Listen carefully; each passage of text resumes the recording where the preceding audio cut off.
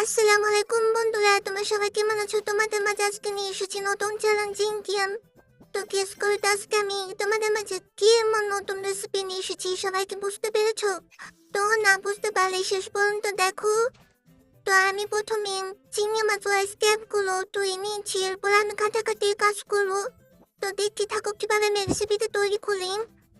আর আর বললাচ্ছি তোমরা কিন্তু like comment share করতে ভুলে যাবে না, অবশ্যই সাবস্ক্রাইব করবে, পাশে থাকবে। তো বাচ্চারা তোমরা সবাই কেমন আছো? আজকে কি কি রোজা রেখেছো? আমি দেখো এগুলো কেটে নিয়েছি, এখন ভাজাভাজি করবো। তো আর দেরি করবো না, আমার প্রায় শেষ পর্যায়ে এসে পড়েছি, আমি রান্না করছি আজকে সি ফুড। তো তোমরা দেখো 2 মিনিটেরও কম সময় আমি আজকে সি ফুড রান্না করে দেখাইছি। তোমাদের রেসিপিটা কার ভালো লাগে সবাই বলে যাবা। তো দেখতে পাচ্ছ আমি সি ফুড রান্না করছি, শেষ পর্যায়ে এসে পড়েছি।